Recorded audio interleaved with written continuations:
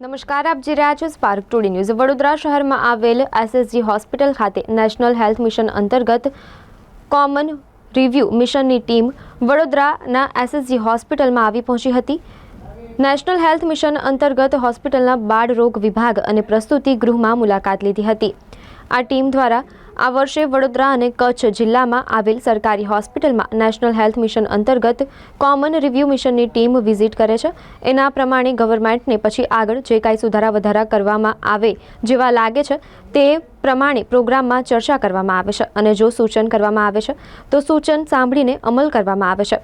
સાથે આજે વડોદરા શહેરની એસએસજી હોસ્પિટલના બાળ વિભાગ અને પ્રસૂતિ વિભાગમાં આ ટીમ દ્વારા વિઝિટ કરવામાં આવ્યું હતું।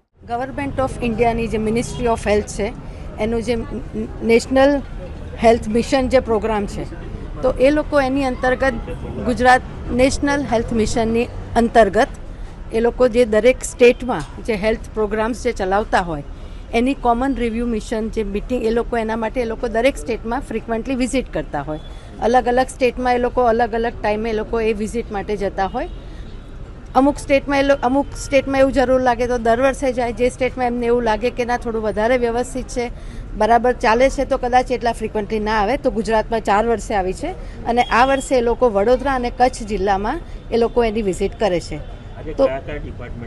તો નેશનલ હેલ્થ મિશનની અંતર્ગત જે પ્રોગ્રામ ચાલતા હોય એ ડિપાર્ટમેન્ટ એટલે એમાં મેઇનલી ગાયનેકોલોજી ડિપાર્ટમેન્ટ અને પીડિયાટ્રિક્સ ડિપાર્ટમેન્ટ છે એટલે એની અંદરમાં જે પ્રોગ્રામ્સ બધા ચાલતા હોય એની એ લોકો મુલાકાત લઈ અને એ લોકો એનો ઓવરઓલ સર્વે કરે અને એના પછી ત્યાં રિપોર્ટ સબમિટ થાય। એના પ્રમાણે ગવર્મેન્ટને પછી આગળ જે કંઈ સુધારા વધારા કરવા જેવા લાગે કે અમારા પ્રોગ્રામમાં આને લીધે કદાચ હજુ આટલો વધારે ફાયદો કરવો હોય તો થોડા વધારે ફંડની જરૂર છે, વધારે સ્ટાફની જરૂર છે, એવું એ લોકોને જે કાંઈ લાગે, કોઈક જગ્યાએ એમને એવું લાગે કે ના આ બરાબર નથી થઈ રહ્યું ને કંઈક સુધારાની જરૂર છે તો એ આના પછી એ લોકો રિપોર્ટ મોકલે ને એના પ્રમાણે એ થતું હોય। મારું નામ ડૉક્ટર શ્રેયા છે। હું આમ એડિશનલ મેડિકલ સુપ્રિન્ટેન્ડન્ટ છું ને અત્યારે ઇન્ચાર્જ મેડિકલ સુપ્રિન્ટેન્ડન્ટ છું। મેડમ, સર્વેમાં શું બહાર આવ્યું? સર્વેમાં તો એમણે અત્યારે તો બીજું જે કહ્યું એ પ્રમાણે તો બધું બરાબર જ છે, પછી કદાચ રિપોર્ટ આવે ને પછી બીજો કંઈ વધારે ખ્યાલ આવે તો, બાકી અત્યારે જે જોયું એ પ્રમાણે તો બધું બરાબર જ છે। એમને લઈને પણ અમુક સવાલો ઊભા થયા છે। નહીં, એ સિક્યોરિટી માટે કોઈ ચેકિંગ કરવામાં આવ્યું? નહીં, આ મિશન આમાં સિક્યોરિટીનું નથી આવતું।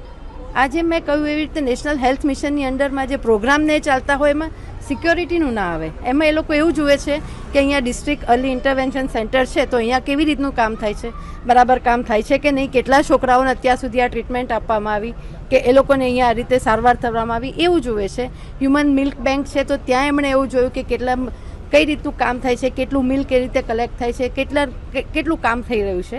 આમાં સિક્યોરિટી નથી આવતી। નેશનલ હેલ્થ મિશનની અંડરમાં સિક્યોરિટી ન આવે એટલે એ આસ્પેક્ટ એ લોકો નથી જોઈ રહ્યા। આ લોકો આના એક્સપર્ટ છે ને એ લોકો આ જુએ છે, ગાયનેક અને પીડિયાટ્રિક્સ, કારણ કે નેશનલ હેલ્થ મિશનની અંડરમાં જે પ્રોગ્રામ ચાલે છે આ 2 ડિપાર્ટમેન્ટમાં ચાલતા હોય મેઇનલી, એટલે ત્યાં 2 જાય।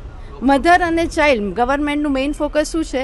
માતા તંદુરસ્ત, બાળક તંદુરસ્ત તો દેશ તંદુરસ્ત, એટલે આ 2 પર એમના વધારે ફોકસ હોય અને એની અંડરમાં જે પ્રોગ્રામ ચાલે છે તો એની વિઝિટ એ લોકો કરી રહ્યા છે।